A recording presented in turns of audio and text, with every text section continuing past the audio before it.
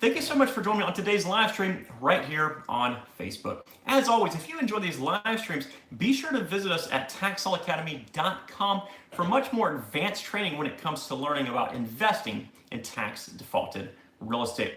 Now, on today's live stream, we're going to be discussing the type of bidders that most investors dislike.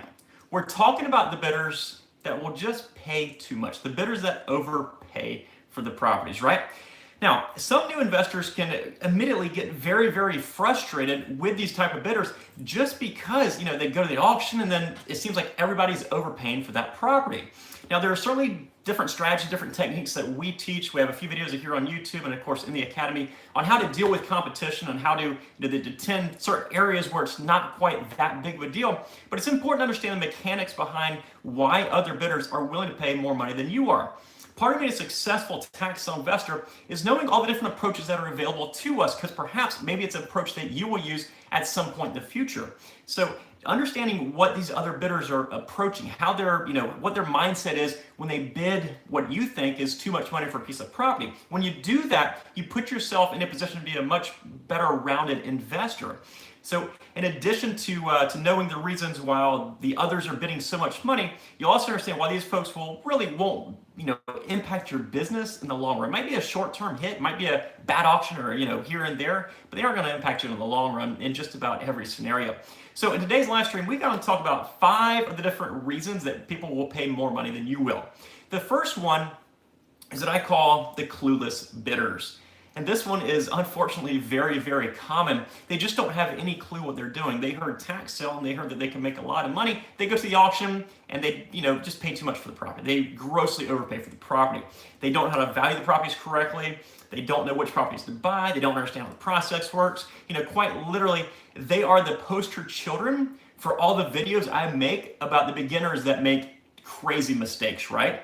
So these bidders, they just simply overpay because they don't know any better. And they'll be out of business in the next year or two or whenever they run out of money, so don't worry about those guys. The next one is the bidder that has some sort of emotional or financial attachment to a specific piece of property. And this will happen from time to time on 1 or 2 pieces of property every auction or so, depending on how many properties are offered. But these folks will usually pay any price to acquire a piece of property. Now, it could be like someone's it's so emotional, it could be like the childhood home where they grew up, right? They'll pay anything to acquire that property. It could be a situation where it's the ugliest house in the neighborhood that they live in, and by buying that house and remodeling it will actually increase the value of their own house. And maybe they're buying a son or a daughter a house, right? Maybe it's the house that the grandmother lives in. There are so many different reasons that a person could have an emotional or financial attachment to a piece of property. But just understand that these bidders are usually going to be there for just 1 or 2 properties, right? And I wouldn't get in their way if I was you, because they'll likely pay any price for that property. The next type of bidder is the bidder who kind of really gets caught up in the whole auction process, right? I remember going to an auction many, many years ago with a builder friend of mine. And at the time, I didn't have any clue he was interested in investing in tax defaulted real estate. But what happened is he showed up at the auction. He got a piece of property that I guess he knew something about, and he kept bidding. They kept bidding, and I was thinking to myself, wow, he's spending a lot of money. But he kept bidding and bidding and bidding, and he bid so much money, he just ended up grossly overpaying for that piece of property. So after the auction, I asked him, I said, why did you pay so much money for that piece of property? And he looked at me and he said, I didn't want him to get it. And the him was the guy that was bidding against him. And I'm thinking, that is just insane. Unfortunately, a lot of people do get caught up in the bidding. You can go quickly over your max bid just by getting caught up in the emotion and, just holding the sign up and all that good stuff, right? Being acknowledged, shouting your bid out, that kind of stuff. And it might not be where, it's where you get caught in the process, but maybe you feel left out. Maybe you feel every other bidder around you is bidding and you feel left out, that kind of stuff. So guys, whatever the situation is, that type of stuff is a recipe for disaster, and I definitely don't recommend it. So make sure you have set parameters on what you're going to bid on, how much you're going to spend, that kind of stuff. The next type of person that overpays is a person that has very, very deep pockets. And we're not talking about like the rich guy down the street. We're talking about like institutional money, or we're talking about people that have some sort of like profit sharing fund set up where they have loads and loads and loads of other people's money. We're talking tens of millions of dollars. And what they'll do is they have very, very deep pockets, and they'll often go after the properties that have very thin margins. It might be the properties that are, very, very low risk. Maybe the best conditioned house is they'll buy and they'll hold them long term as rentals, right? Or maybe they can resell and make a very thin margin. So what they do, the way they approach it, is instead of judging their performance on a property by property basis, they actually judge their performance on a portfolio or year over year basis. So they don't look just at one particular property, but they look at everything combined. And then of course, they divvy out the funds to all their profit sharing people and all that good stuff. So these people, it's very, very hard to compete with them just because they are flush with cash. But the good news is they'll only typically go after, a few different specific property types. And the last type of buyer that we'll be discussing that overpays are simply the bidders.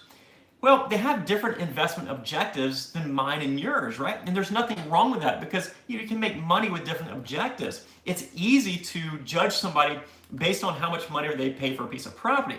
But a person who wants to buy a house very, very cheap, go in and gut it, remodel it, resell it, and is looking for a home run on that transaction needs to get that property at a much, much lower price than somebody that's going to buy that piece of property, slap a fresh coat of paint on it, and stick a renter in there for the next 30 years. Because that person's gain, the person that's going to rent it, their gain is kind of a long-term type game. So, you have to play different short games, long games, that kind of stuff, and there's nothing wrong with that. Likewise, maybe there's a residential piece of property nearby, but it's close to a intersection or something like that. Maybe you're going to buy it and flip it as a residential type site, a residential lot for somebody to build on, and somebody else's objective is to buy it, get it rezoned, and sell it for more money. So obviously, that person can pay more money than you can. Just because somebody has different objectives does not necessarily make you right or them wrong, but understand that there's definitely different angles you can take to make these investments work. So there it is, 5 of the different reasons that bidders choose to overpay for properties. At the end of the day, don't get frustrated with it. Just attend more auctions, see more properties auctioned off, and develop strategies that allow you to work around these bidders and minimize the competitions. And like I said at the very beginning of this live stream, we do have videos here on YouTube and of course inside the Tax Sale Academy that go into detail how to get around competition, how to search out certain areas where the competition is very, very minimal as well. So I really hope you've enjoyed today's live stream. Folks, if you enjoy these live streams, be sure to let us know by subscribing to our channel and clicking that thumbs up button for us. It really motivates us to hear your comments. Thanks a lot for your comment, Ben.